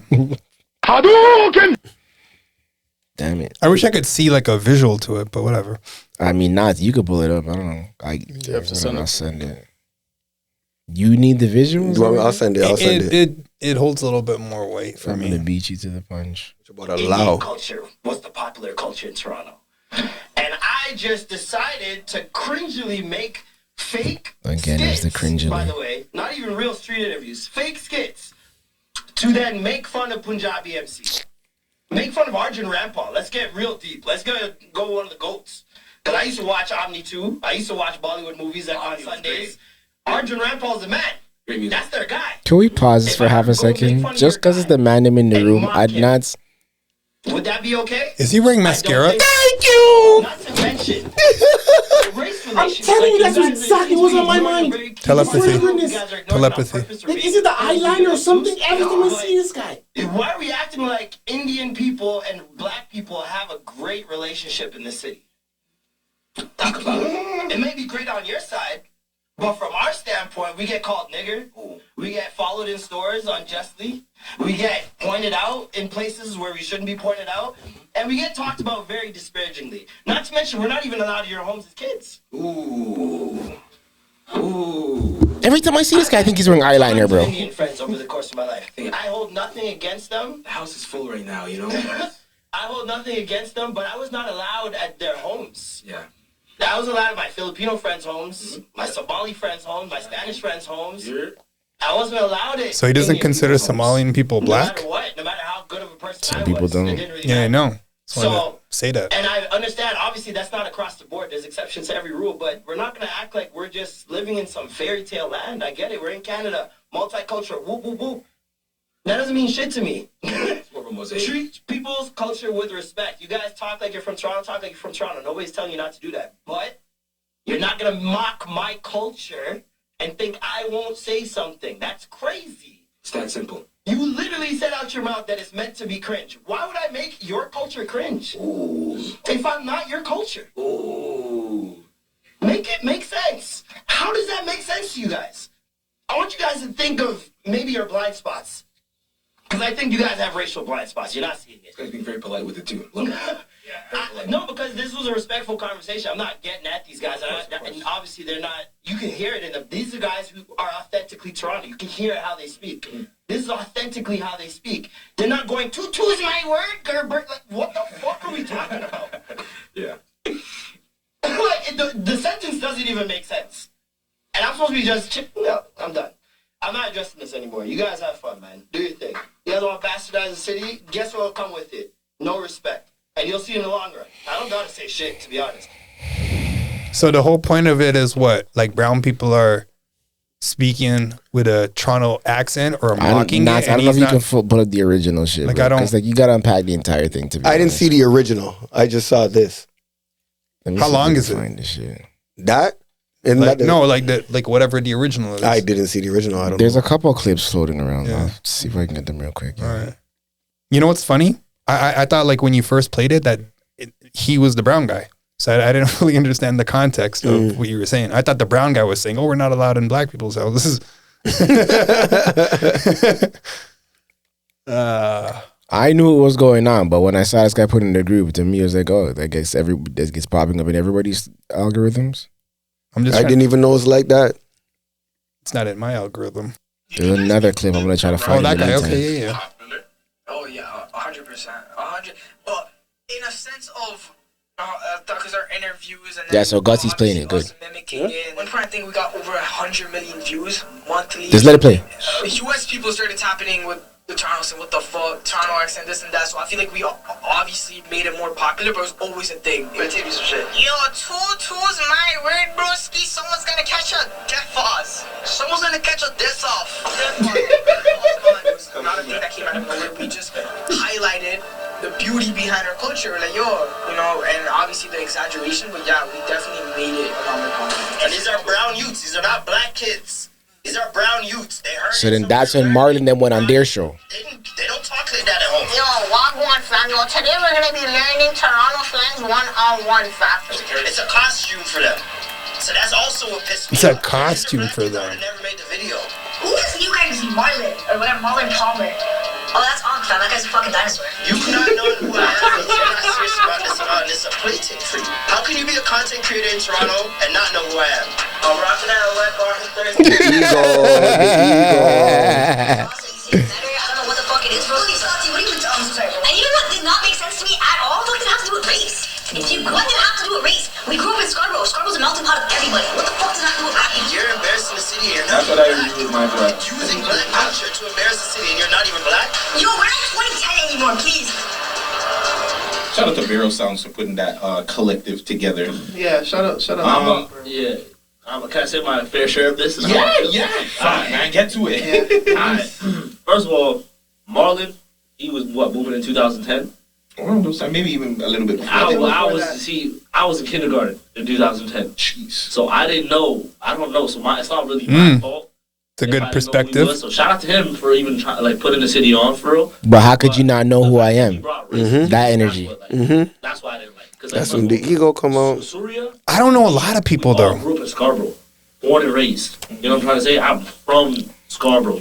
Just because whether if I'm white, black, brown, yellow, it doesn't matter. I'm from Scarborough. I'm from Toronto. I'm gonna rep my city. It's the culture I grew up around. Of course, everybody in my school, growing up, elementary, high school, even university, like this accent. It's not a mask. It's what we grew up with. It's our identity. You know what I'm saying? So that's why he got it twisted. It's my so he's the one that he's calling out? A mask, you know what I'm trying to say? No, I think he was calling out the youths that he was talking to in the clip. Kind of exaggerate the accent a little bit, but we have to. It's for virality.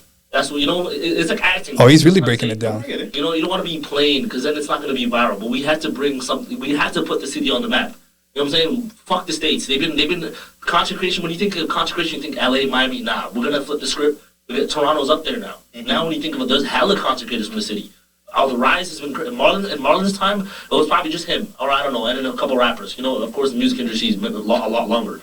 Well, if we're talking about the content creation industry, 2020 after 2020, content creator rise came out of nowhere. You know what I'm trying to say? And we really put the city on the map. And I feel like we did a better job of putting Toronto on the map globally than Marlon ever did. So for him to disrespect us, it's crazy. You know what I'm trying to say? Oh, he's okay. You know, you go. Oh. I understand all that. But when you're in a field, right, you don't think that you should technically kind of like go back and see, okay, who was out here doing it before me? Is my field like? Am I the only one? Not everyone's on that time. Because what are you doing before me? The game's changed. The landscape's changed. Pause this for a second, Yeah, pause that real quick. It also depends on who you identify, let's say, as your competition. It also depends on who you identify as your role model. That's all the same. So, and this guy, I forget his name, but I've seen like when your idols become your rivals. Well, not even that, because he's just saying that he's not even my idol. I don't even know who he is. That's what I mean. It's like, but also he's in the TikTok space, from how I understand. I forget his name, but I've seen a couple of his videos. something. He's always saying something. He's got a pretty good tagline. Something GG, whatever, right? I'm not on TikTok, bro. He's getting spins on that. Yeah. But the way that he's articulating everything that he's saying, it makes a lot of sense to me. Yeah. I get it. Even the fact that he's saying he's Scarborough before anything else. Shout out the East End. About you guys is doing this whole thing. So like, did you feel like it was necessary to go back into learning about the history of our content creation history? Because clearly not. It's like you said, you were in kindergarten in 2010. Yeah. Like you were technically a Drake baby, but there was a whole history before Drake. Yeah. And I think that's where he doesn't really understand. You know what I'm saying? Even not to it, just to it, like there was other people, like obviously there was Marlon, there's Femi, there was That 6 at 6, Latoya Forever. There was them. I think the problem was going back to the history. Yeah. The history and the information is not there because like now Marlon's done interviews, but I don't think he's talking about the history of the videos that he's making. And that's not on you guys. I will say that right here and now. That's not on you guys. You know what I'm saying? That's on Marlon and them and I told him this too. I said, that's on you guys to explain the history so that everybody kind of knows where things come from instead of being so, attacky. Because it did kind of sound attacky. Yeah, that's how he felt at first. Yeah. You felt like Marlon was kind of attacking. Yeah, that's how I felt. I thought he was attacking my little bro and attacking what we did rather than like I get it. Okay, let's say if he's didn't it sound like that though? If I'm grandpa of content creation. But this was before what we just played down. Oh, he's not responding to that? No, this is from before. So this is even before. Hold on, pause this. We're making the city look bad. Like, so there's another video that surfaced after this with them talking about the same thing and basically calling Marlon a hater, like old man, like why you crying about shit. What's the chronological order? That's what I was trying to find, but I didn't find it. So, for example, the video that you just played before this, was that's before this one? No, that's after. So, what is he responding to right now? His initial one where he went at these guys. He's got one even before that. Exactly. Oh, so it does go back a bit. Yeah. Okay. Yeah. But like, I'm sort of relating this, like, to just jump in. Like, do you want to continue watching this? Like, I feel like I kind of get the context, unless you want to keep going with it. The way that I see it is, this is kind of like what old hip hop heads have with the younger generation. Is this just not from like a Toronto standpoint? It's almost the same thing. And it ain't rappers, it's content creation. Exactly. But it's sort of the same thing. It applies. Right? And so he's saying, yo, in 2010, I'm in kindergarten. Yeah. Like, that's when like social media sort of started to really pop off. No? That's when IG really blew up.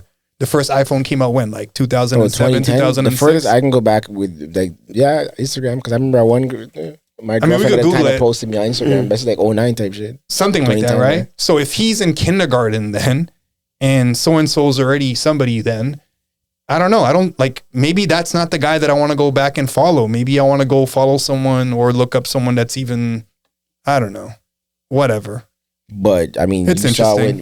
I don't know if you saw when he and I looked at each other, and his position was the whole ego thing, like the arrogance that comes in Marlon. I was like, why do you think you're somebody that have to like, be known? I guess like or demand that type of respect almost to where they. It's a good question. I don't know you, bro. Like I don't know you from nowhere. Like, pulling a Busta Rhymes, basically. Marlon. Whoa. That's a funny callback. What's his name again? Marlon? I might go on blast right now, but like, I didn't know who it was. What? I don't know who he was prior to this, but there's like a million other comics, like not even in the city, that are internationally I guess we're calling the episode Marlon, bro. Which Marlon? Who's Marlon? I guess. What was the other guy's name again? Marlon Wayans. What was the guy's name? Myron, the original? Yeah. Myron. This time you want to tag in your favorite Myron to do the switch. I don't know. Whatever. I guess there's a expectation that people should know who you are. I mean, speaking of unks, I did put in the other video with the Nelly shit. You guys watch that one? No. It's in the topics notes. Pull that up, bro. This reminds me of the Ice Cube track. What? Don't call me unk if our ages are 4 years apart. Because this shit keeps popping up on my algorithm too, yo.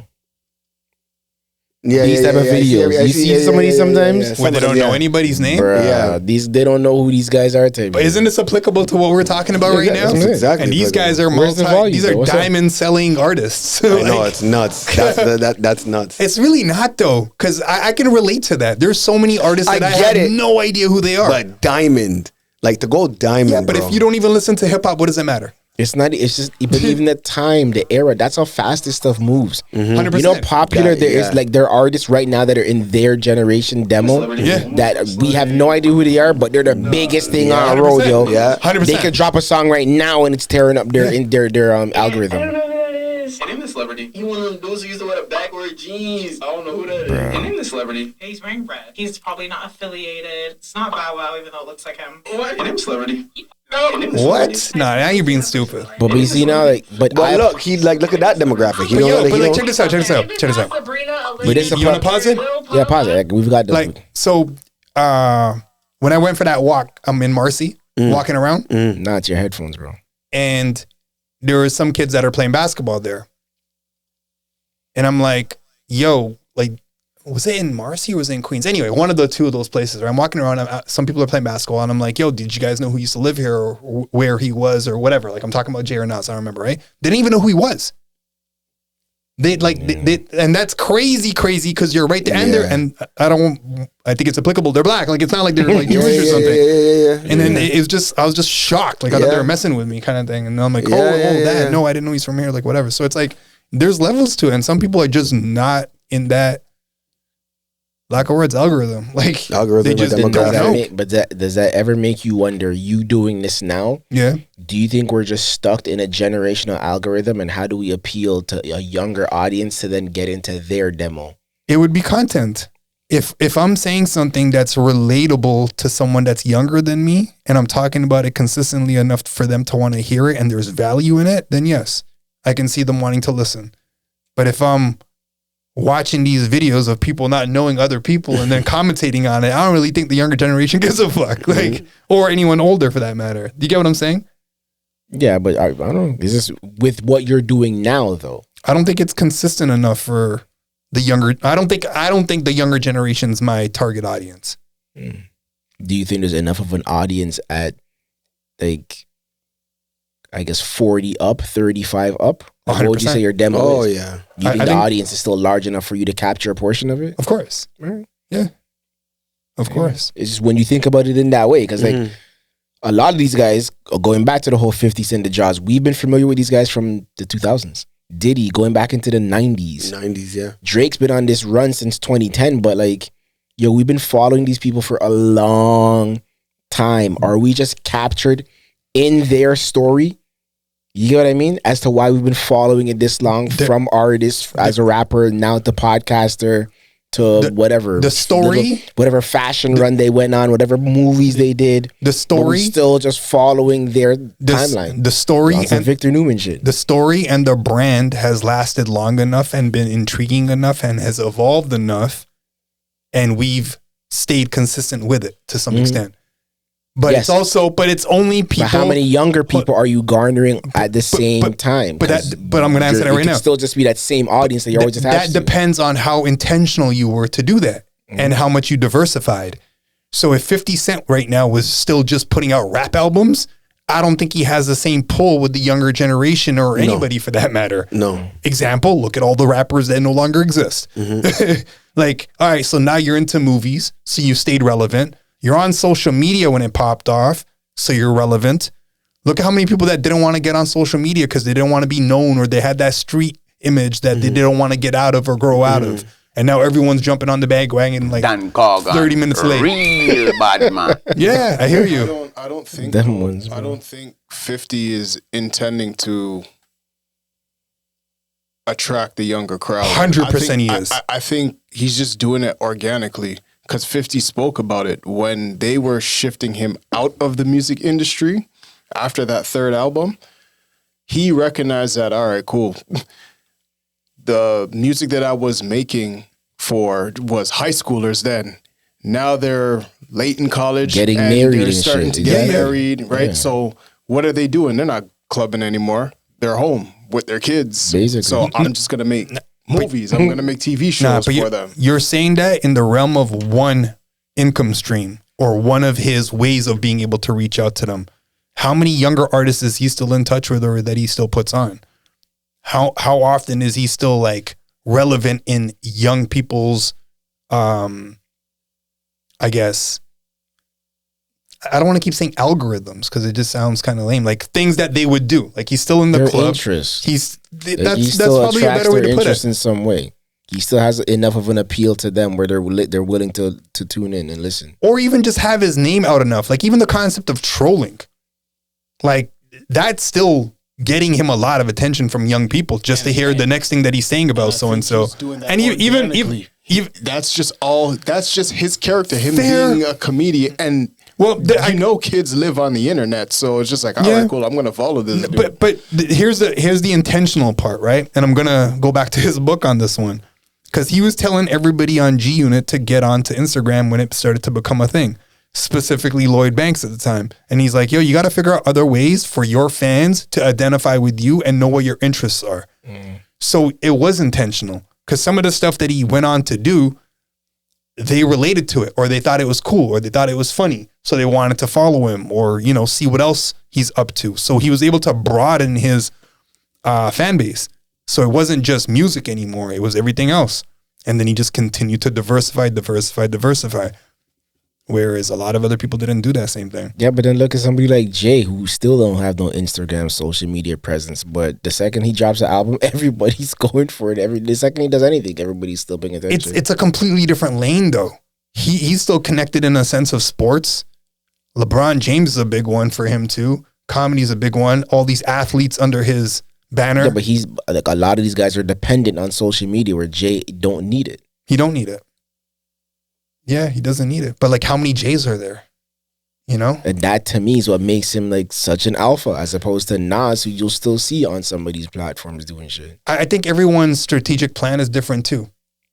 Right? Like you don't have to have the same goals or agenda as the next person. You don't have to follow their blueprint. You're doing what's best for you. Like right now, Nas, if you want to say that, is investing in India for music. Who else is doing that?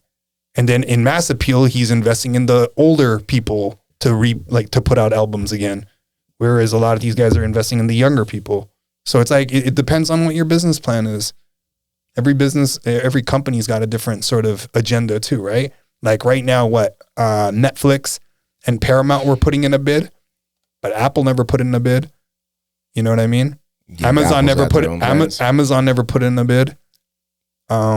Whoever the other competitor would be, Disney never put in a bid.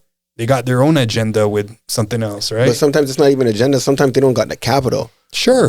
Sure. That could be up the block. Yeah, that could be a part of it too. I'm just saying. You know what I've been watching all week?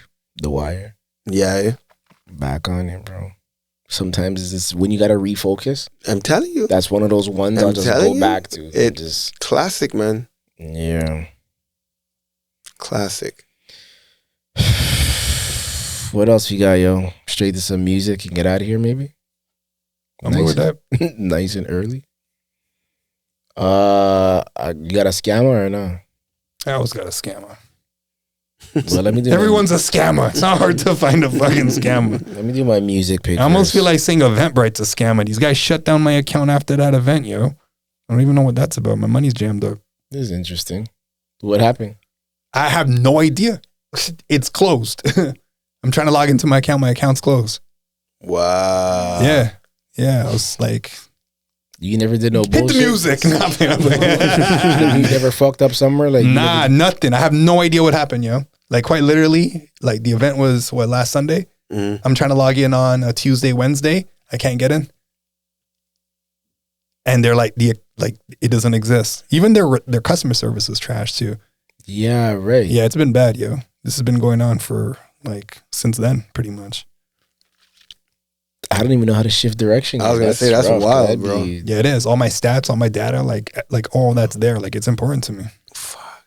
Yeah. You make me want to try to log into my shit right now. You should, just in case. Nah, you should, bro. You should. If I was to read the email that the one guy responded to me with, it's crazy. I believe it's Ose. I don't follow her or anything like that. I came across her music.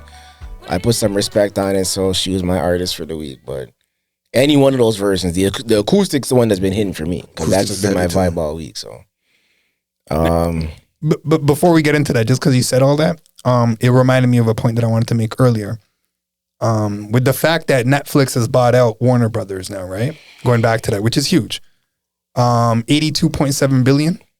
That's a lot of money, bro. But right? Like I said, these white guys are just moving this fucking money around. Whatever the case is. Yeah. So, and then I guess the biggest buyout of like this magnitude in this industry prior to this was when Disney. Yeah, Disney was a big one when they got Marvel. When they bought out Fox, 21st Century Fox. Okay. Which was not too long ago either. I think I got it written down here. I think that was like 2017 when they did that whole thing. Yeah, it wasn't long ago. What? Anyway, whatever. I'm not going to look it up. And then prior to that, when they bought out Pixar. Remember that? But yeah. So that's like going way back, like 2010 or something like that. Like Steve Jobs was still alive when that happened. I think it was even before that. It might have been. Yeah. My point in saying all that, though, I think the next big media giant is going to be somebody that worked on AI and just stayed focused on it and continued to develop that technology to be able to produce whatever they decide to get into, whether it be cartoons, whether it be animated shows, movies. So what, you think the next, let's say Netflix, who's going to come along and buy up the block in 15 years or something, is going to be some AI-based company? Not the next Netflix. I'm saying the next media giant that's producing. Yeah, I mean like the next Pixar would be the perfect example because Pixar created, they had high-level technology initially, right? That's another thing that Disney was interested in. And then they created Toy Story and just all these different characters within their own little universe that was worth something. So when someone figures out how to do that on a mass level or gets it enough attention, I think that person's going to be someone that did it with AI. And then they're likely going to get bought out if they don't stay independent and try to, not sell out, if you will. That's what I think is going to happen in like less than 15 years, bro. I think it'd be less than 10 years. Like, I think that has so much potential. Yeah. AI? AI, and for it to be used in this manner. I'm afraid of that shit, bro. It's like you're going to lose the human element that comes with everything. I don't like it. Like what? It's coming, brother. It might be more human. Don't do that. I'm just saying. Was that your scammer or what are we doing? No, that wasn't my scammer. That was just like something that I was remembering that I wanted to say or plug in earlier. But then we just went everywhere. Music. Yeah, I just sent you the video. We could play the video. Yo, I don't have time for videos, bro. It's not that long. I could read it, but I think the video just makes more sense. So what, don't even play the music then? I think it's a good start. Yeah, we got it. You got the SDI, though. What's that smell, though? Don't even look at me. All right, play from the beginning. And kill that, and then just hit some volume with this, because this is interesting. So do your own research. I might be a scammer too. But we got Sean Mike Kelly posting this on IG. And it's an interesting take. About what? About how China might be lying about their population. China lies about their population. Yeah. So forever we've been told there's 1.4 billion, but when you look at the statistics before COVID, there's about 900 million. That's the actual number. And then after COVID, they based on statistics found that China lied about kids in schools. They make up kids, they're fake numbers. The amount of funeral homes have quadrupled, and the amount of salt that China imports from Japan has been cut in half. So they think China's actual population right now is about 450 million. What? Yeah, so during COVID, there's a belief that possibly 400 to 450 million people died. Oh my God. And they basically killed off the elderly and killed off the poor. If you have to keep your population at a certain number, you have to have basically 2.2 children. And China's had a one-kid policy forever. How are they maintaining their population? That's nuts. Manipulation. That's a valid point, though. Like the whole theory or the whole angle, regardless if it's right or wrong, just think like that, because we are just given this so much of it. China wiping out the the millions of people, or that even the one child rule. Yeah, that I've heard about from a long time ago. No, for sure. But I mean, like, how do they keep going up so many hundreds of millions if that's still... It's an interesting take. And then even... Right? And then even... Absent fathers. But even the... They don't have absent fathers out there. How we know? I was going to say, bro, they don't do that out there. Yeah, I know. That's what they're really doing. I didn't say that. I didn't say that. Whatever. Yeah. Black people are allowed to come play at my house. Pause. The concept of even stats. Like how much we just believe any stat that's thrown out there. Like, boom, that's it. Oh, this is a number. 80% of the time a stat is made up. Like, you know what I mean? So even this number, it's just like, they could easily be manipulating that. But I haven't even, like, until I came across that, I haven't even thought to, like, question the number. Like, if anything, I'm like, what are you talking about? 450 mil, though, is wild. It's wild. That's more than half their population. It's wild. I don't think that... and that's definitely over-exaggerated. But even then, we're saying that just based on what? So now we know... It's just something they tell us. You get what I mean, though? Like, so many numbers are just numbers that they tell us. I'm not going to China and start clicking like everybody else. Who's doing that? But they, like, to really put it in context, are they even doing that? Nah, you just feel like your senses, boy. No, but I mean, even that, though, you need technology for that. Like, they're not as modern everywhere in China to be computing the guy's name and, like, I guess not everywhere. Birth and all that stuff. Like, you been to China, though? You never been to China? I haven't been to China, no. But I've been to India, and we got a similar system. What's crazy to me sometimes when I'm doing Omni, funny enough, like actual Omni reporting, we'll run stories and I'll see like Chinese people in India, and you would never think I would never think to myself, why? Bro, what are you talking about? The border's right there. I know. You go on that side of the world, it's completely different than what you think. Perspective, bruh. That's all that it really is, bro. To me, the crazy part was I went to Thailand, Philippines, and Japan, and I saw a Singh with a turban and all that. Like, all 3 different countries. And I'm like, out here, like, and they own shops and everything. It was just funny. The biggest, I guess, I don't want to say culture shock, but like it was like eye opening. Like I couldn't help but take it in when I was in Thailand. Yeah, the only 3 religions I saw like represented. Was Islam. Buddhist. And Hinduism. Those are the only 3. There was nothing about no Christianity. There was not no I was gonna say there was no Judaism, but there was a big part of like there's talks that there's like an Israeli underground there. Cause you would see like Thais, but they would have the Star of David like randomly, and it's kind of just like I didn't see any. Where'd you go in Thailand? Phuket, Koh Samui, Koh Phangan, and there's one more. Bangkok? No, I wasn't in Bangkok. Oh yeah, right. No. You have to say pause? No. Chiang Mai? No. Koh Samui, Phuket, Koh Phangan. I'm cheesy, I can't remember, but it was 4 islands. But yeah. You keep meditating, bro.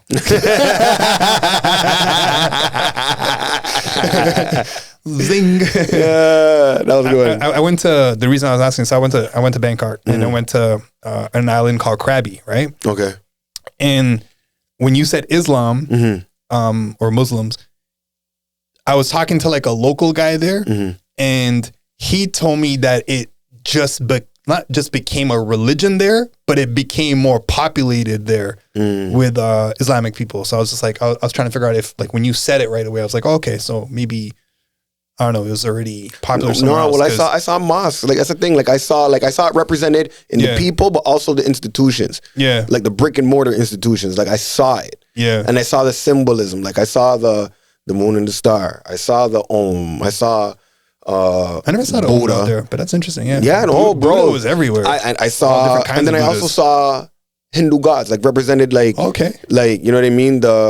Interesting. Murtis, that's like a statue. Yeah, like I saw them. Oh, look at you! Yeah, I saw them. The wife's teaching you. Yeah. I saw them. So then I was just like, oh, and then like when I saw more and more of it represented, I was just like, we're used to like churches. We're used to like not so much Buddhism, but we're used to like Hinduism. Yeah. And what do you mean we? What do you mean? In Canada. Oh, okay, gotcha. This side of the world. Yeah. Like, you know what I mean? Yeah. But I didn't see no crosses unless it was like a tourist. There was no church. There was no cross. So I was just like, yeah, no, you're not home. You're on the other side of the world, and this is how they live. This is part of the population on this side, and it's a whole different perspective. 100%. Don't mind me. I'm over here trying to finish my Duolingo because I couldn't miss my streak, yo. We got to get out of here, man. How long is the streak? And what language? French? Yeah. I don't know exactly what that, man. That's funny. I did want to plug this one more time, though. Everybody is a somebody to somebody somewhere. Don't forget that. And if you ever need to be reminded, hopefully Knots can put in that number at the bottom to call if you ever need to talk to somebody. You know the ones? I know the ones. I thought we'll get it in there for you, but call a friend if you need one, man. Or just watch them speak your perspective. That part. We'll entertain you, at least put a smile on your face. We'll drop some gems too. We'll drop bars. Just because we're talking about China and we're talking about Duolingo, I had a friend and she just messaged me. She's doing, she's learning Chinese or Mandarin. 550-day streak. 550 days? Yeah. I'm a top 8% learner on Duolingo. That's crazy. Right? Where you at, bud? Let me hit the chimes real quick. You get out of here. When you see us, say what's up and be kind to your elders and remember that life's only true superpower is perspective. Until next week, shout out Pri again. She'll be back. And or awareness. Later. That's what's up.